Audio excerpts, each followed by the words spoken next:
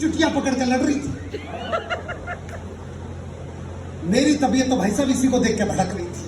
मेरे ससुर ने तभी अंदर बुलाया, सोफे पे बिठाया। जैसे ही हम सोफे पे बैठे, मुझसे निकला हुई, उठ के देखा तो सोफे पे गड़ी हुई थी सुई। ससुर शर्माते हुए बोला, वो बेटे मैंने तेरी सास की साड़ी में फॉल लगाया था। ससुर शर्माते हुए बोला, बेटे मैंने तेरी सास की साड़ी में फॉल लगाया था, जल्दबाजी में इस सुई को उल्टा मैंने गड़ाया था। खैर, उसे चाय नहीं मैं कह सकता, हमारे लिए जो आई थी भाई साहब चाय नहीं थी, बाबा रामदेव की दवाई थी।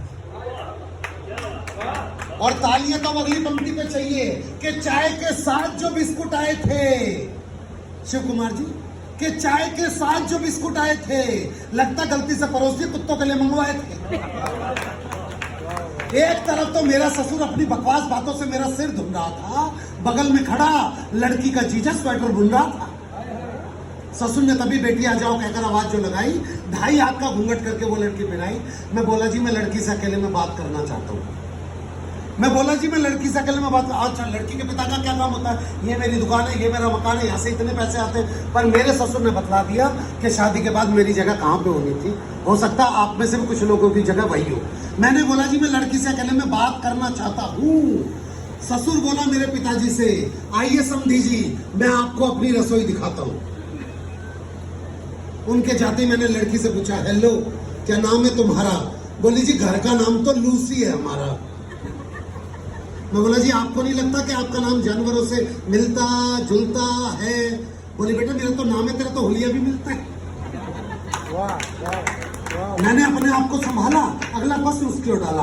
मैंने पूछा कहाँ तक पढ़ी हो ये तो बता दीजिए। बोले जी जितने आप पढ़ चुके उसमें से 12 क्लास हटा दीजिए। फिर मैंने पूछा इंग्लिश में कर लेती हो संवाद? संवाद मतलब बातें। मैंने पूछा इंग्लिश में कर लेती हो संवाद? अब ये पंच वही समझेंगे जो इस चीज को करते होंगे। मैंने पूछा इंग्लिश में कर लेती हो संवाद? बोले इंग्लिश वो तो सिर्फ नमकीन के साथ। क्या बात।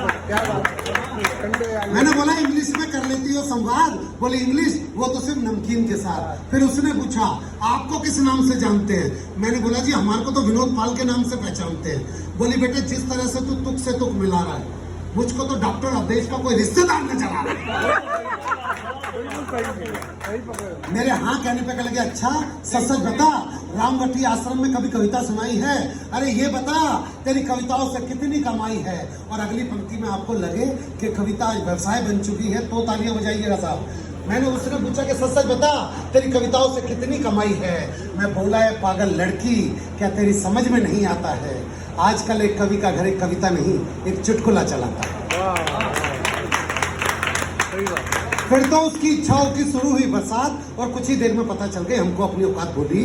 नेता का रिश्तेदार नहीं, तू करता भ्रष्टाचार नहीं, तू पास तेरे कार नहीं है, ढंग का कारोबार नहीं है, कंप्यूटर पे अकाउंट नहीं है, जेबों में अमाउंट नहीं है, कपड़ों में स्टाइल नहीं है, कंपनी का मोबाइल नहीं है, HP का लैपटॉप नहीं है, तेरे संग स्कोप नहीं है। सर से लेके पांव तक मुझको लकवा मार गया। एक लड़का होकर के मैं मॉडल लड़की से हार गया।